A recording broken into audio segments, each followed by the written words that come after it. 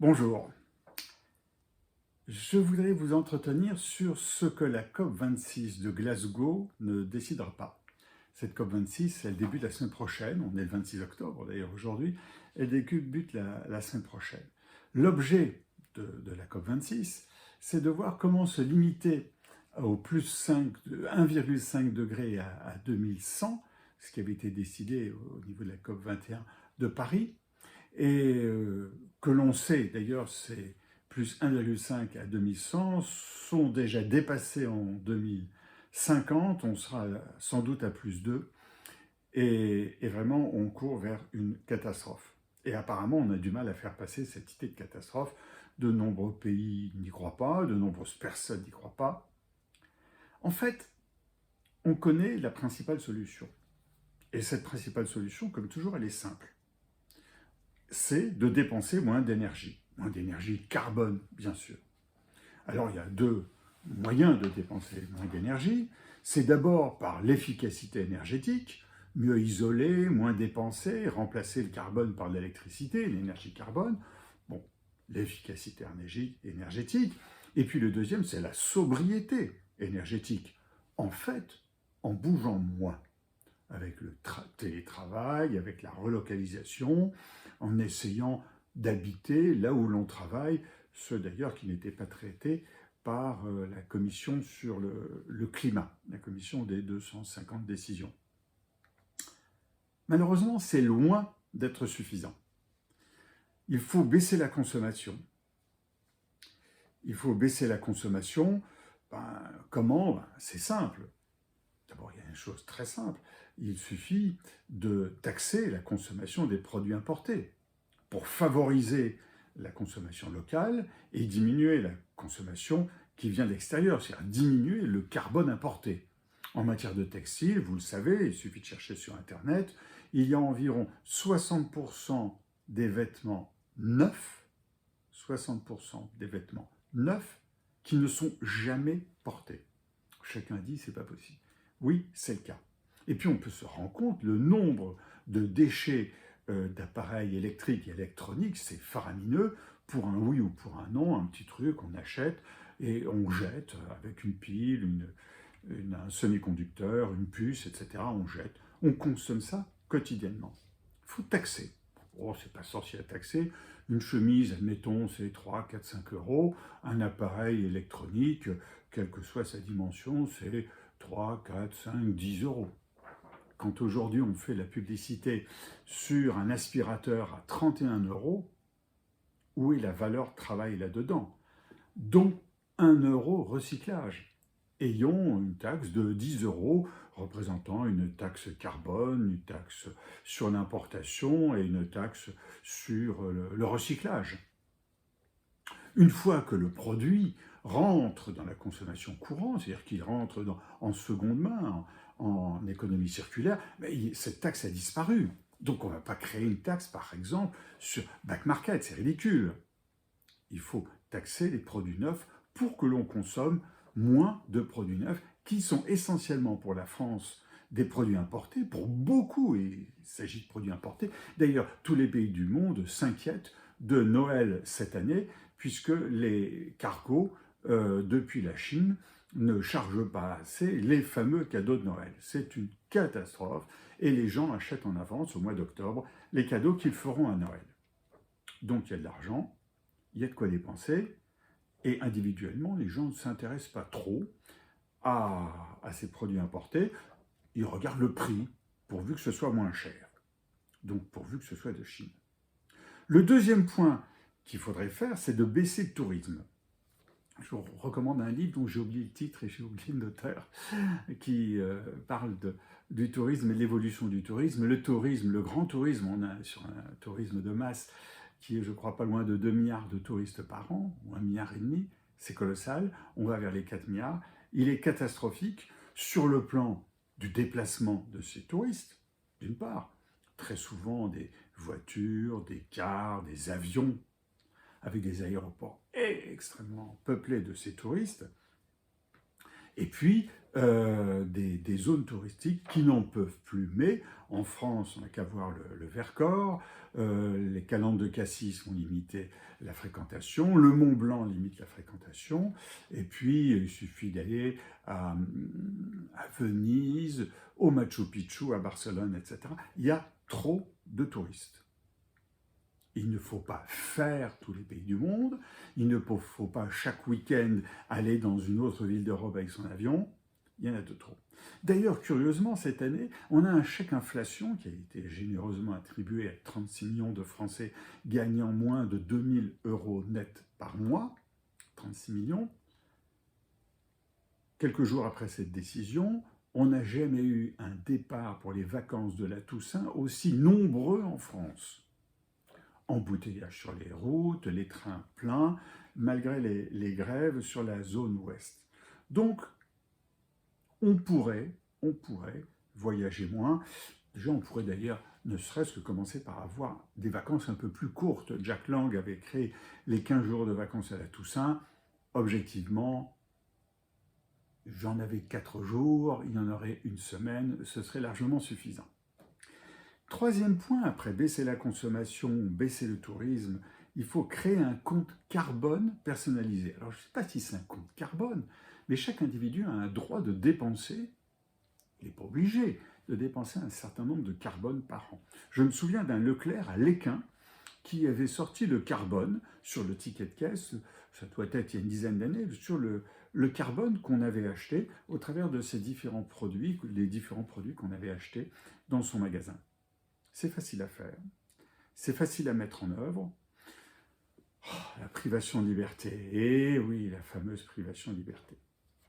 Et puis le quatrième point qui fait rugir, c'est de mettre la terre arable au patrimoine de l'humanité. Ça veut dire quoi? Ça veut dire qu'on arrête de toucher à la terre arable. Alors en France, on sait qu'on bétonne à fond. Ça veut dire qu'on densifie les villes existantes. Bon, on est aujourd'hui 7,5 milliards de terriens. Vers 2045-50, on sera à 10 milliards, soit 2 tiers en plus. Il va falloir donc construire pour 2,5 milliards de terriens 800 000 ou 900 millions de logements, bien sûr les écoles, les lycées, les facultés, les bureaux, les usines, les commerces qui vont avec. D'accord. Essayons de réfléchir à ne plus conquérir de nouvelles terres. Ça peut prendre du temps, on n'a pas tellement de temps, mais on peut le faire. On peut le faire et éviter que certaines zones se dépeuplent, comme en France, le quart nord-est de la France, au profit du long des mers qui sont largement peuplées par des touristes qui viennent aujourd'hui 1 mois, 2 mois par an, et par des habitants autochtones qui doivent habiter à 20 ou 30 km à l'intérieur des terres parce qu'ils n'ont plus le moyen de travailler au bord de la mer, là où il y a les habitations, dans les 3, 4, 5 km au bord de la mer. De même, on a aujourd'hui des centres commerciaux qui ouvrent, des hypermarchés, des centres commerciaux, avec les gens qui travaillent dedans, qui habitent à 1 heure, 1 heure et demie, 2 heures de voiture, le plus souvent, parce qu'on ne prévoit pas de construire de logements sur ces centres commerciaux. Vous voyez qu'il y aurait moyen de réfléchir à tout cela pour densifier et moins étaler des pavillons avec sa piscine. En France, il y a 3 millions de piscines. 3 millions de piscines. 3 millions de piscines pour 67 millions d'habitants. C'est beaucoup. Une piscine, ça consomme autant qu'un habitant en 1 an. Donc c'est comme si on avait 70 millions de Français, mais qu'on avait en réalité 67 millions de Français. Donc voilà ce que ça représente pour la piscine, le chauffage, etc. Ceci dit, une piscine, c'est très sympa. Alors on me dit que c'est impossible tout ça. Impossible de baisser la consommation, impossible de baisser le tourisme, impossible de créer un compte carbone personnalisé, impossible de mettre la terre arable au patrimoine de l'humanité. En fait, impossible de baisser la consommation de carbone. D'accord. On y est du registre du souhaitable, de la cierge qu'on allume à l'église et que l'on regarde que consommer, même si aujourd'hui on met une petite ampoule. Bien. Ben, je vais vous dire, c'est pas impossible. Les gens ne voudront jamais, je vais vous raconter une histoire. Une histoire que vous connaissez tous. Nous sommes en mars 2020. Et il y a un scénario de Hollywood qui se met en place. En gros, 7 milliards de terriens sont confinés. 7 milliards. Tous les terriens sont confinés. Vraiment, c'est un film de Hollywood. Le monde, il est chargé sur un TGV et le TGV se paye un mur. Le monde s'arrête. On est sidéré. On est sidéré et alors, qu'est-ce qui se passe? On imagine plein de choses et on s'est trompé sur tout. On s'est trompé en imaginant la fin de la crise dès septembre 2020. On s'est trompé sur l'économie. On a pensé que l'économie allait s'effondrer de 8, 10, 15, 20% en 2020, qu'on mettrait 2 ans, 3 ans, 5 ans à remonter tout cela. On s'est trompé. Le chômage en France, mais dans d'autres pays, est celui de 2008. De 2008. Aux États-Unis, il est retombé très bas, pas tout à fait aussi bas qu'il était avant la crise, mais quasiment. Dans de nombreux pays, c'est la même chose. Donc l'économie est repartie. Elle est repartie à un tel point qu'on n'arrive plus à fabriquer nos jouets de Noël, on est déçu, on n'arrive pas à avoir nos nouvelles voitures, il faut attendre 6 mois, 1 an, 2 ans, et il y a plein de produits qui manquent, il y a de l'aluminium qui manque, du cuivre qui manque, etc. Entre nous soit dit, cette histoire de cuivre qui manque, on doit l'avoir en tête. Avec cette vision d'un monde tout électrique pour les voitures et d'un monde tout électrique pour les énergies renouvelables, car il faut une quantité de cuivre phénoménale pour relier tous ces panneaux solaires, toutes ces éoliennes. D'ailleurs, une France des éoliennes, beaucoup de gens n'en veulent pas. La France des panneaux solaires, des centaines de milliers d'hectares de panneaux solaires, sincèrement, c'est vraiment pas bon. Donc, on s'est trompé au niveau de la crise, on s'est trompé sur la reprise, et on va sans doute se tromper encore sur la suite. D'ailleurs, sur l'inflation, on s'est trompé. Pour ma part, j'avais prévu l'inflation en 2020, bon, elle apparaît en 2021, mais bon, peu importe. On se trompe sur tout, donc on peut aussi se tromper sur les décisions à prendre à la COP26. En revanche, ce qui reste de cette Covid-19, c'est le télétravail, la télémédecine et le e-commerce. On devrait d'ailleurs dire le télécommerce ou le e-travail et le e-commerce. On a gagné ou fait un saut de 10 ans en 3 mois. Le télétravail s'est installé, la télémédecine est acquise, et comme je l'écrivais personnellement depuis des années, elle sauve la France des pénuries de médecins.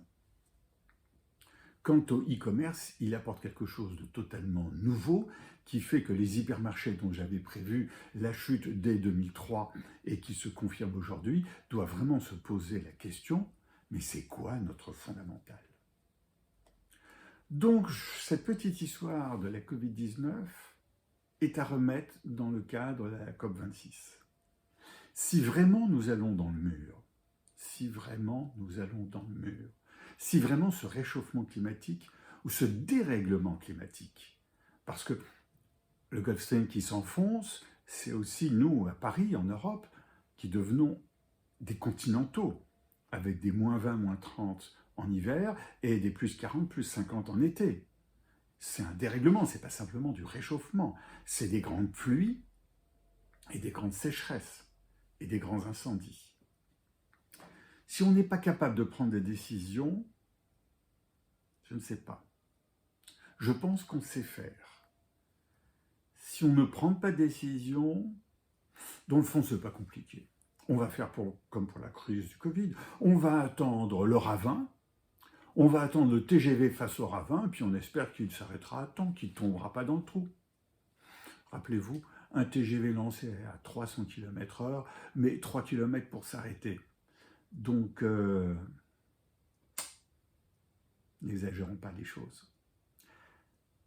Voilà, c'était tout ce que la COP26 de Glasgow ne décidera pas. Nous sommes le 26 octobre et la COP26 de Glasgow a lieu la semaine prochaine. Je crains que les décisions ne sont pas prises et ce sera effectivement très grave. Je repars en plongée. À bientôt.